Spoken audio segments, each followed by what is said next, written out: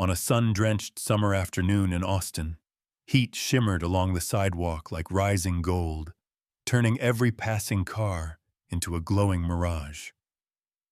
Tourists laughed over iced drinks, unaware how easily a quiet day could split open.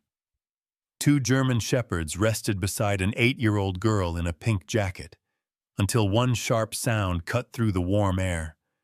Both heads lifted, both bodies tightened. These weren't ordinary pets. Neighbors whispered stories about them. Two retired canine partners whose instincts once saved lives, whose loyalty never dulled. Former officer Mark Dalton recognized the change. The sudden stillness, the electric tension rippling from the dogs. Then the older shepherd growled, low, ancient. 4 sharp eyes locked onto a group of wealthy college kids stumbling from a sports car, laughter dripping with arrogance and danger. One stepped forward, drunk, grinning, raising his foot toward the dogs as if daring fate itself. And under that bright Texas sun, a summer secret began to breathe. Before we begin, don't forget to like, share, and subscribe to support the channel. Summer in Austin, Texas, had a way of softening even the sharpest edges of the city. The sun hung low but bright, glazing the sidewalks with a honey-colored warmth that made everything shimmer. Cars idling at traffic lights gleamed as if freshly polished, and rows of outdoor cafes stretched along South Congress Avenue where people lingered lazily under striped umbrellas. The heat was present, but gentle, the kind that coaxed the scent of brewed coffee into the air rather than pressing down harshly on the skin. Musicians strummed guitars on street corners, bicycles glided past with ringing bells, and the city carried an unhurried heartbeat, content and drowsy in the golden afternoon. Near one of the cafes, a little girl rested in her wheelchair beside a small metal table. Her name was Lily, 8 years old, American, with soft blonde hair that curled slightly at the ends from the summer humidity, bright blue eyes, and a face dusted with faint freckles that the sun loved to kiss. She wore a light pastel pink jacket, not a winter coat, but something airy and playful, paired with blue jeans and small brown boots that tapped lightly against the footrest when she was excited. Today, she wasn't tapping. She was simply smiling, the kind of quiet smile that came from comfort and familiarity, because beside her sat her 2 guardians. The first German shepherd, the older one, lay with his front legs crossed and his posture dignified. His fur carried sun-bleached streaks of tan, and around his dark eyes lingered the calm wisdom of a retired Kei-Chai-Tian who had seen life's sharp corners and learned how to stand firm through all of them. His name was Rex, a dog of discipline, reliable to the bone, trained to respond to danger with precision and patience. Though his muzzle showed the faintest silver, his senses remained razor-sharp. The second dog, younger by several years, sat upright with the restless energy of youth vibrating beneath his sleek black and tan coat. His ears twitched at every passing sound, his tail swayed in enthusiastic arcs, and his brown eyes held a bright mischief that always threatened to bloom into playfulness. He adored Lily, often nudging her elbow or resting his chin on her lap just to make her giggle. Despite his spirited nature, his loyalty matched Rex's, unyielding and wholehearted. Lily's mother, Sarah, had gone inside the cafe to pick up iced drinks. Sarah was a tall woman in her early 30s, with long chestnut brown hair pulled into a low ponytail, warm olive skin, and a slender frame that moved with efficient grace born from years of balancing work and single motherhood. Her eyes, hazel and perpetually alert, carried the quiet fatigue of someone who had endured loss but refused to let it steal her softness. Since the passing of her husband, She had devoted herself entirely to Lily's happiness and safety, building her world carefully around her daughter and the two dogs who had become their protectors. While Sarah was inside, the air remained peaceful. Lily absent-mindedly stroked the younger shepherd's ears, while Rex observed the street with the measured seriousness of an old soldier. Every so often, the younger dog nudged Lily's knee to make her laugh, and she whispered, "Good boy," in a tone gentle enough to melt anyone's heart. It could have been any normal afternoon. It should have been. But peace is fragile in cities, easily interrupted, easily bruised. From down the street came a sudden eruption of sound, booming bass, slurred laughter, and the unmistakable rumble of an expensive engine revved by someone who wanted attention. A brightly painted sports car swerved toward the curb, nearly brushing the edge of a parking meter before halting crookedly beside the cafe. The door flung open, and out stumbled a young man in his early 20s. His name was Brandon, a tall, lean college kid with sunburned cheeks, messy blonde hair slicked back with too much product, and the glassy red eyes of someone who had been drinking long before the afternoon began. A designer t-shirt clung to him, and a gold chain rested against his throat, shining boldly in the sun, as if trying to compensate for the emptiness beneath it. Two other young men followed him out. Tyler, stocky with sharp features and a permanent smirk, and Chase, thin and jittery, his brown hair falling over eyes that darted around as if searching for an audience. All three carried the same air, the reckless swagger of wealth, boredom, and too much alcohol. Brandon clutched a flask decorated with expensive decals, taking a swig as he leaned against the hood of the sports car. They lounged loudly, shoving each other, laughing too hard at nothing, their arrogance spreading through the air like gasoline waiting for a spark. And that spark came when Brandon's bleary gaze drifted toward Lily. He noticed the wheelchair first, then the two German shepherds sitting in poised silence at her sides. A slow, crooked grin spread across his face, one that held the careless cruelty of someone who had never known consequences. He nudged Tyler with his elbow, never taking his eyes off the girl. "Yo," he muttered, lifting his flask again. "Check this out." The dogs stiffened instantly. Both sets of ears shot upward, bodies tightening, eyes narrowing as if a single signal had passed between them. Lily sensed the change and placed a hand on Rex's back, whispering, "It's okay, boy," though even she wasn't sure. Brandon tilted the flask back, poured a bit more into his cup, then smirked wider. "Hey," he said, voice dripping with drunken bravado. "Watch me mess with them for a sec." And the moment froze. The city still humming behind him, the sun gleaming off his grin, the two German shepherds poised like statues, right as he lifted his cup again and stepped toward Lily. Brandon swayed forward, the rim of his plastic cup sloshing amber liquid onto the pavement as he tightened his grin. The summer heat had turned his cheeks a shade too red, but alcohol had done the rest. His pupils were dilated, unfocused, chasing amusement wherever cruelty offered it. His friends closed in behind him, forming a loose circle that boxed Lily in without touching her. Tyler, broader than the others with a square jaw and dark stubble that he clearly maintained with pride, lifted his phone and angled it toward Lily. His athletic build contrasted sharply with the laziness in his posture. He was the type raised on privilege, used to letting money do the talking.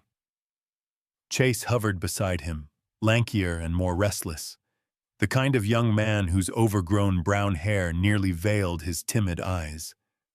Though he followed the group's bravado, his jittery fingers and uneven breathing revealed a deep anxiety, an insecurity he masked with nervous laughter. Jason, the last of the four, stood slightly apart. Stocky and shorter than the others, he had copper-toned skin, cropped black hair, and a quietness that didn't come from kindness but calculation. His calm demeanor hid a keen awareness of status. He observed people the way gamblers study cards, always weighing outcomes. When he smirked, it was sharp, knowing, and entirely devoid of empathy. The four young men, aged around 20 to 22, looked like an advertisement for wealth gone wrong. Designer shirts, spotless white sneakers, gleaming watches, and an attitude carved from boredom, entitlement, and too many nights drunk on Austin's summer air. They leaned in, their shadows casting long shapes across Lily's wheelchair. Lily's breath hitched. Her tiny fingers tightened around the metal rim, knuckles whitening. Her blue eyes brimmed with fear, but not for herself. She glanced at the older German shepherd, Rex, who had shifted his weight forward, placing himself directly between her and the advancing young men. Even seated, the dog radiated the authority of a soldier who had seen danger too many times to ever take threats lightly. His darkened muzzle twitched, lips barely parted, teeth just visible in warning. Beside him, the younger shepherd mirrored the posture, though with more volatile energy, ears pinned back, tail rigid, tension vibrating through every muscle. Lily swallowed and whispered, voice trembling, "Please, don't tease them. They're good dogs. They just want to protect me." Her words fell into the space like fragile glass. Brandon seized them eagerly. "Good dogs?" he repeated, his smirk widening into something sharp and mocking. "Hear that, guys? Princess here thinks her guard dogs are special." Tyler chuckled and zoomed his phone's camera closer, deliberately capturing Lily's worried face. "Yo, this is gonna blow up. Rich boys scare police dogs. That's a solid title." Chase laughed a bit too loud, though his eyes darted between the dogs nervously. Jason folded his arms, unimpressed but content to watch the spectacle unfold. Rex's gaze hardened.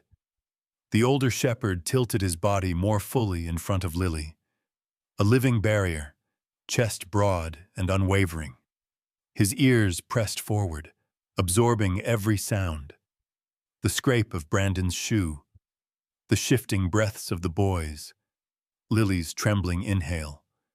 The younger shepherd inched one paw ahead, releasing a low growl, not loud, not aggressive, but the kind of warning that came from instinct sharpened by loyalty. The boys noticed. Brandon raised his cup in mock salute. "Oh, look at that. The bodyguards are getting serious." He stepped closer, weaving slightly from the alcohol, but driven by reckless bravado. The toe of his sneaker nudged a pebble on the sidewalk, sending it skittering under Rex's paw. "Chill," Tyler said through a laugh, nudging Brandon's arm. "Just scare him a little. Gets better reactions." Brandon tilted his head back, letting out a drunken cackle. "Nah," he said, sweeping his blonde-streaked bangs aside. "I want to see how tough they are."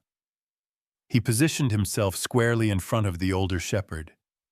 Even intoxicated, he recognized which dog carried more authority, more presence, and that was precisely the one he wanted to challenge.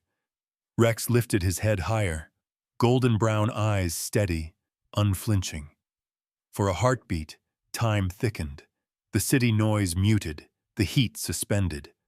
Brandon's smile twitched as something primal stirred in him, a flicker of fear, quickly drowned by ego. "What's wrong, old guy? Gonna arrest me?" he taunted. Tyler and Chase roared with laughter. Jason recorded silently, expression flat. Lily felt tears sting her eyes. "Please," she said, voice barely audible. "Stop!" Brandon ignored her. He stepped back, lifted his leg, and angled his sneaker as if lining up a kick. The two German shepherds reacted instantly, ears snapping upright, bodies coiling, breaths sharpening. The younger dog let out another growl, deeper this time, chest rumbling like distant thunder. But Rex didn't move. Not yet. His self-control was deliberate, extraordinary, the product of years spent under strict command. He watched the rising sneaker, calculating, preparing. Brandon inhaled dramatically, like an actor beginning a scene, and sneered, "Let's see if your hero can take a joke." Then he swung his foot forward with drunken force, aimed directly at Rex's chest. The world tightened into a single moment, stretched thin and trembling, the slap of air against denim, the twitch of Rex's muscles, Lily's gasp caught in her throat, the boys' phones flashing as they recorded. And everything froze right as the tip of Brandon's pristine shoe hovered inches from the older shepherd's ribs. An instant suspended between cruelty and consequence. The moment Brandon's shoe struck Rex, the sound tore through the summer air, a heavy, sickening thud that silenced the entire street. Rex stumbled back, paws scraping against the pavement as he fought to stay upright. His chest rose sharply, a strained breath pushing past his throat. For a heartbeat, the world had no sound except Lily's scream, raw, panicked, the kind of sound that ripped through innocence like paper. Her hands flew to her mouth, her blue eyes wide with horror. The older shepherd's legs shook beneath him, but his gaze, sharp, amber, unbreakable, never left the boy who had struck him. Inside the nearby cafe, every conversation died at once. Several patrons jolted to their feet, chairs scraping loudly across the concrete floor. But hesitation froze them in place. The boys outside wore money like armor, designer clothes, expensive watches, confidence sharpened by privilege. People had learned the hard way that confronting the wealthy often ended badly. They stood by the windows, breath held, pretending indecision was wisdom. The younger German shepherd, just shy of 4 years old, had no such hesitation. One moment he stood behind Rex, still processing the attack. The next, the switch flipped inside him. His fur bristled along his spine, creating a ridge of warning. A guttural growl seeped from his chest, low, deliberate, ancient. He stepped forward, planting himself directly between Lily and danger, his frame taut like a bowstring ready to snap. Lily reached out, shaking hands to steady herself on her wheelchair, her voice trembling. "No, no, stop!"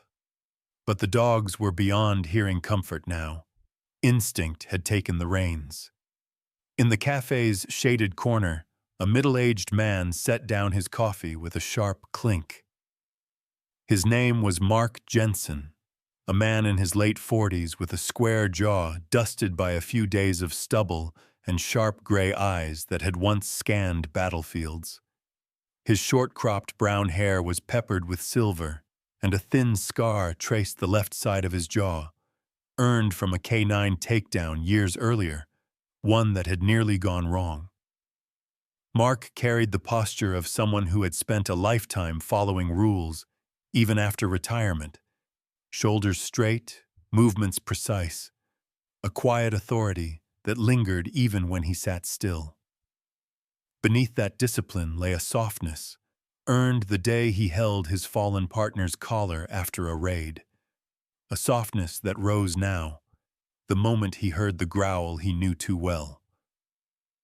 "That's K9 cadence," he muttered, already pushing his chair back. He moved swiftly, almost reflexively.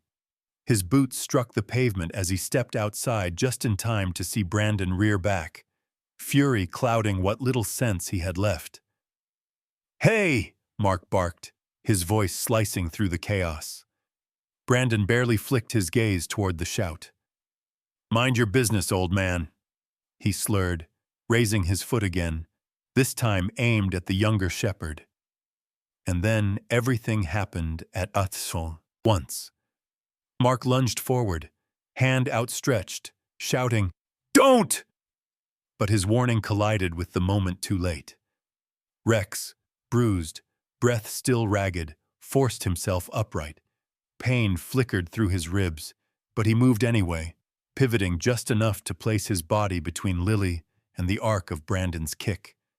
His devotion eclipsed his injury. At the same instant, the younger shepherd launched forward with explosive precision. His leap was not wild.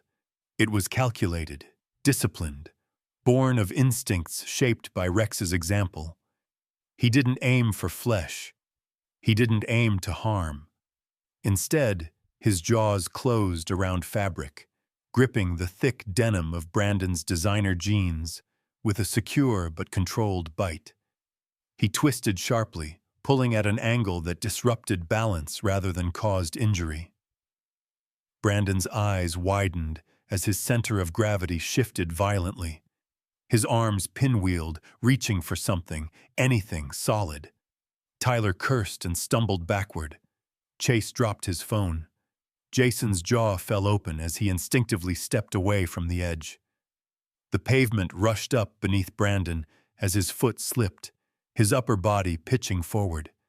His second foot hit the curb awkwardly, skidding on the smooth concrete. His torso lurched downward, inches from the sharp drop of the roadside. Behind him, traffic surged, an oncoming car glinting under the sun, its tires humming ominously. The younger shepherd's muscles tightened as he held firm. Rex pushed forward despite the ache in his ribs, adding his weight to the pull, redirecting Brandon's fall just enough to keep him from tumbling headfirst into the street. Mark's breath caught. "Easy, boy," he whispered instinctively, though he knew neither dog was listening. They were acting from something deeper than training. The scene froze in one impossible, breath-clenching instant. Brandon teetered at the edge of the curb, his right leg dangling over the drop, his left leg buckling under him, his fingers clawed at the air, searching for stability. His pupils widened with sudden clarity as he realized the traffic mere feet away. Behind him, the two German shepherds still held his jeans, Rex steadying, the younger pulling, both dogs locked in a single purpose: prevention, not attack. To every witness, time narrowed to a single frame. Brandon hit the pavement with a graceless thud, his back striking the concrete as his arms flailed for balance that wasn't there. Pain shot up his spine, but it was nothing compared to the scorching sting of humiliation. His cheeks flushed deeper than the alcohol had already stained them, and as he scrambled to sit up, he saw the phones, dozens of them, pointed his way. Tyler rushed over first, his heavy sneakers slapping hard against the sidewalk. His broad shoulders heaved as he crouched beside Brandon, more concerned about the spectacle than the safety of his friend. His angular face twisted in outrage, the sharpness of his stubble giving him the appearance of someone always ready to pick a fight. "Bro, are you serious? Those dogs attacked you," he shouted, staring directly at the nearest camera, as if auditioning for sympathy. Chase stumbled after him, his long legs nearly tangling beneath him. His expression flickered between panic and opportunity. Panic because the dogs had reacted with frightening precision. Opportunity because he could feel the eyes of the crowd shifting, judging, calculating. His pale face blanched further as he lifted his hands dramatically. "Call 911! The dogs are crazy!" Jason arrived last, slower and eerily composed. He was breathing harder than the others, but his eyes remained still, cold, assessing, playing angles like a chess match. He didn't yell, didn't flail.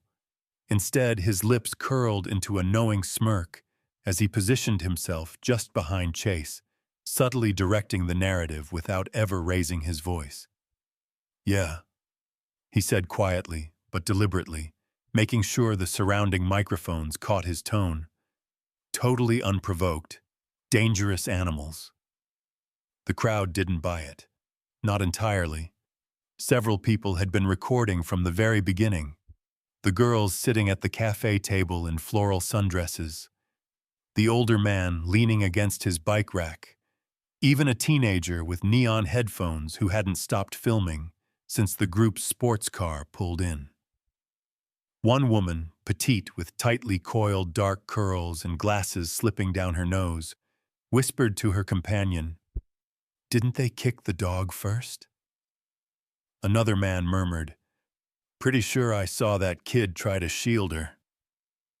Rumblings spread through the crowd like wind disturbing dry leaves.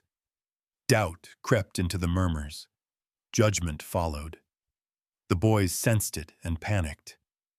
Brandon, still sitting on the ground with dirt smeared across his expensive shirt, pointed a trembling finger at the German shepherds. They grabbed me. They went feral." His voice cracked, betraying fear he was desperate to hide. The younger shepherd growled again, not loud, but resonant enough to send a ripple of unease through the boys. His stance remained firm beside Lily, chest expanding with every heavy breath. Amber eyes locked on Brandon with unwavering clarity. One more threat, and he would act. Rex, the older shepherd, had settled beside Lily, again. His ribs still ached from the earlier blow, but his composure remained flawless. He watched the escalating chaos with a soldier's patience, waiting for command. And command came. Mark stepped forward. His boots hit the pavement with the steady rhythm of a man who had walked toward danger more times than he could remember. His gray eyes, piercing, experienced, swept over the crowd before settling on the boys. He raised a hand toward the dogs, palm downward, authoritative and unmistakable. "Sit," he ordered, voice low, resonant, controlled. Both dogs obeyed instantly. They lowered themselves beside Lily, breath still fast, but discipline unbroken. The crowd reacted audibly, a collective murmur of surprise, respect, and dawning realization. Tyler faltered. "That doesn't mean anything," he blurted, looking around desperately. "Dogs can learn tricks. They still attacked him." Mark didn't even spare him a glance. He knelt slightly, just enough to be level with the dogs, ensuring their attention before rising again. Then he reached into his back pocket and pulled out a worn leather wallet. Inside it was a laminated badge, old, scuffed, but unmistakably real.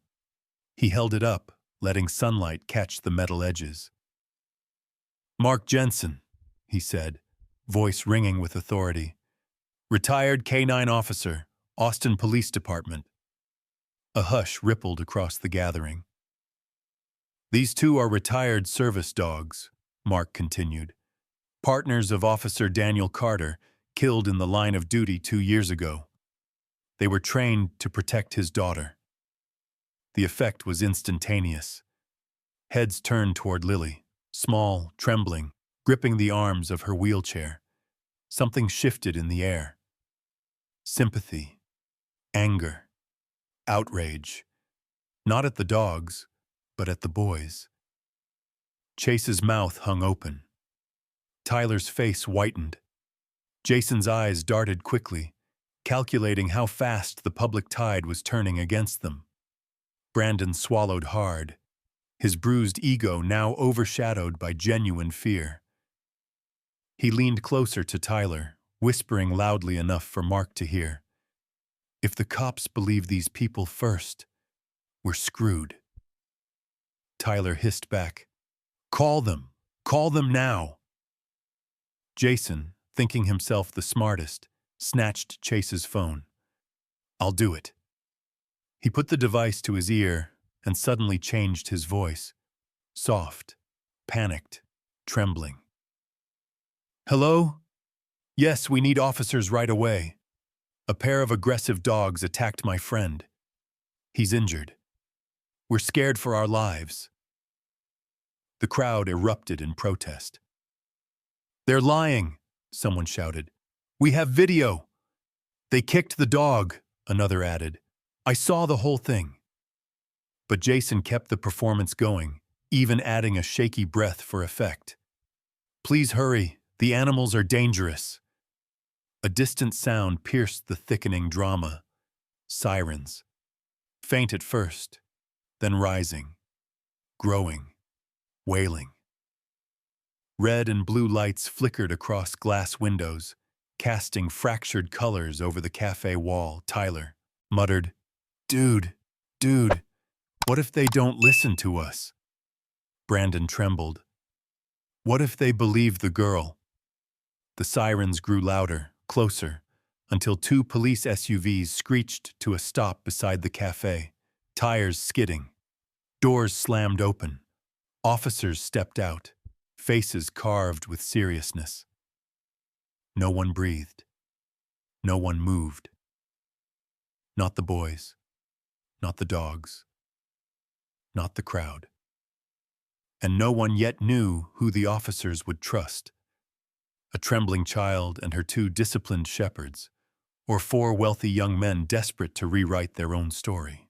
The flashing red and blue lights washed across the cafe storefront, tinting faces with alternating bands of tension and relief.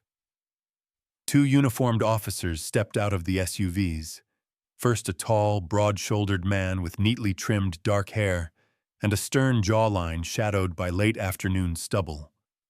His name was Officer Samuel Brooks, a 15-year veteran whose calm exterior often hid the exhaustion of seeing too many petty cruelties escalate into tragedies. His partner, Officer Jenna Morales, followed beside him, a woman in her early 30s with warm brown skin, a compact athletic build, and sharp, observant eyes framed by thick lashes. Jenna had joined the force after witnessing her older brother become the victim of a hate crime when she was 16. She carried justice like armor, steady and personal. The officers raised their hands to still the crowd, separating the two groups with practiced efficiency. The young men huddled together, Tyler trying to look tough despite the tremble in his jaw, Chase fidgeting with his sleeves, Jason maintaining his poker-faced facade, and Brandon staring at the ground, with arms wrapped protectively around his stomach, as if embarrassment itself were a wound. Their expensive clothes, once symbols of status, now seemed flimsy against the weight of scrutiny. Lily sat in her wheelchair, hands clasped tightly in her lap, her small shoulders trembling. The older shepherd pressed his body against the wheel, offering silent reassurance, while the younger shepherd hovered on her right side, gaze sharpened, watching every movement with protective devotion. Sarah, who had rushed out of the cafe moments earlier, now knelt behind Lily. Her slender hands, steady despite her fear, rested on her daughter's shoulders. Her chestnut hair, normally tied neatly, had come loose in the commotion, cascading in soft waves that framed her worry-lined face. Officer Brooks approached first, his boots crunching against stray gravel. "All right," he said, voice deep and controlled. "Someone needs to explain what happened here." His gaze flicked briefly toward the dogs, noting their disciplined stillness, ears perked, bodies tense, but unmoving. The boys seized the opportunity. Tyler stepped forward, waving his arms dramatically. "Officer, thank God you're here. Those dogs attacked Brandon, out of nowhere." His wide eyes were an attempt at desperation, but Brooks detected the theatrical cadence instantly. Chase chimed in. Yeah, it was crazy. One of them grabbed his leg. We barely pulled him back. His voice cracked at the end, betraying fear, though not of dogs, of consequences. Jason added smoothly, "We were just joking around. The animals went aggressive without reason." His tone dripped manufactured innocence, but his eyes remained calculating, already forming the script he hoped officers would believe. Before Brooks could respond, a new voice rose from the crowd, a soft-spoken, older woman wearing a sun hat and denim jacket. "That's not true," she said, lifting her phone. Her silver hair glinted beneath the hat as she held the screen out. "I recorded everything." Another man joined her, a tall cyclist, lean with sinewy arms, holding his own phone. "They kicked the dog first," he said, eyes burning with indignation. "The older one, hard." A teenager waved his tablet above his head. "I got the audio." That little girl screamed. Officer Jenna Morales turned to Lily, crouching to her level. "Sweetheart," she said gently, "can you tell me what happened?" Her voice softened even more upon seeing the tear streaks down Lily's freckled cheeks. Lily swallowed. They were making fun of me. And the dogs. Rex was just trying to protect me. They kicked him." Her voice dipped into a whisper, trembling. "He didn't do anything wrong." Mark stepped beside her then, no introduction necessary. His posture alone radiated authority. "Officers," he said, holding out his weathered badge ID. "I'm Mark Jensen, retired K-9 Division. These dogs are trained. They showed restraint far beyond what most pets ever could." Officer Brooks took the ID, his expression tightening with dawning clarity. "Retired K-9s?" "Yes," Mark replied. "Partners of Officer Daniel Carter." He placed a hand on Rex's head with quiet reverence. "He died in the line of duty." A hush fell over the officers. Jenna exhaled slowly. "I remember the Carter case." She looked at Lily with softened eyes. "Your father was brave." Brooks turned back to the boys, his demeanor shifting, hardening. "You claimed the dogs attacked. Is that right?" "Yes," Tyler stammered, but his confidence faltered as Brooks gestured for the crowd to show their recordings. Phones lifted like a forest of glowing branches. Screens illuminated Brandon's raised foot. The strike against Rex. Lily's scream. The shepherd's controlled takedown. The truth unfolded in perfect, damning clarity. Officer Morales folded her arms. "Looks like the only unprovoked attack here was from you." Chase paled. Jason's mask cracked. Brandon's lips trembled as he looked at the two dogs now watching him, not with anger, but calm, measured focus. Officer Brooks stepped forward. "Brandon Lewis," he announced, "you are under arrest for animal cruelty, endangerment of a child, and operating a vehicle while intoxicated." The cuffs clicked around Brandon's wrists. Tyler, Chase, and Jason were cited, fined, and ordered to the station. As Brandon was escorted toward the SUV, he paused, not forced, but drawn, by the sight of Lily and the dogs. His voice shook. "I didn't realize. If they hadn't pulled me..." He glanced toward the traffic he nearly fell into. "I would have died." Quietly, brokenly, he added, "I'm sorry." That night, the videos spread across social media like wildfire.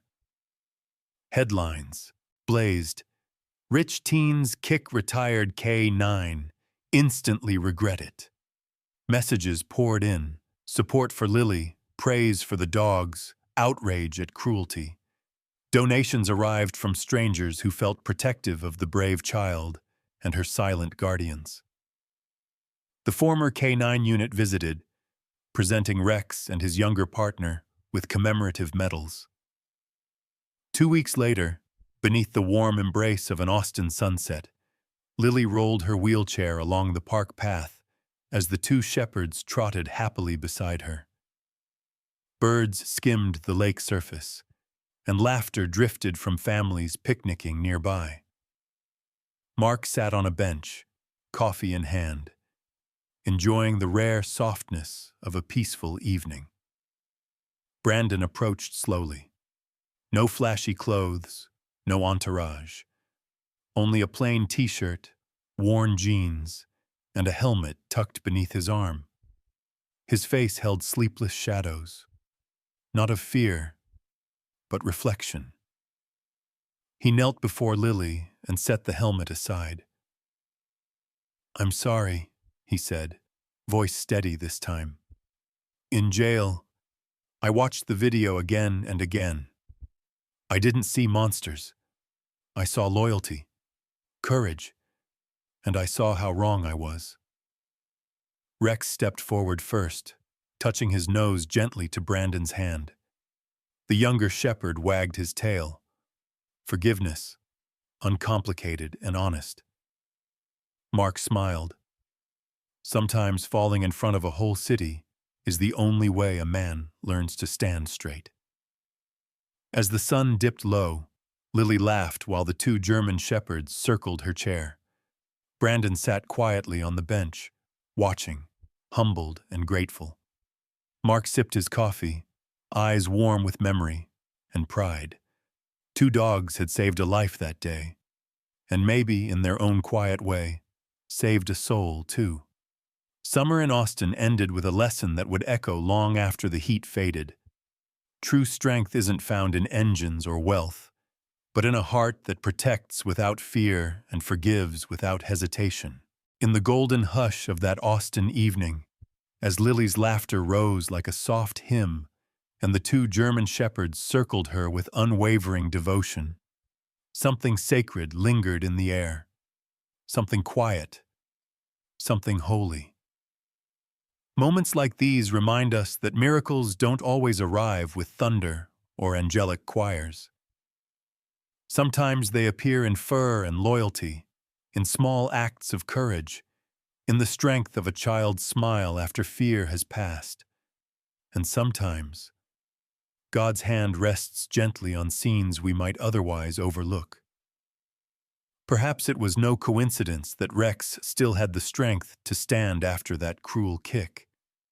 Perhaps it was no accident that 2 dogs acted with perfect restraint instead of rage. Perhaps it was grace, pure, divine grace, guiding them to save not just Lily, but the very boy who tried to harm them. In our everyday lives, we rarely notice the threads of protection God weaves around us. The stranger who steps in, the friend who calls at the right moment, or the unexpected shield that stands between us and disaster. But stories like this remind us that His presence lives in the ordinary, in loyalty, in forgiveness, and in the courage to rise again. So tonight, as we close this tale, may we carry its gentle truth. Even in our darkest moments, God sends protectors, sometimes on 2 legs, sometimes on 4. And every soul, no matter how lost, can find its way back to the light. If this story touched your heart, I invite you to share it so others may feel its warmth. Leave a comment below. Tell us about a time you felt protected, blessed, or guided by something greater than yourself. And remember to subscribe to the channel for more stories of hope, redemption, and the quiet miracles hidden in everyday life. May God watch over you, bless your families, and place loyal guardians, seen and unseen, at your side wherever you go. Amen.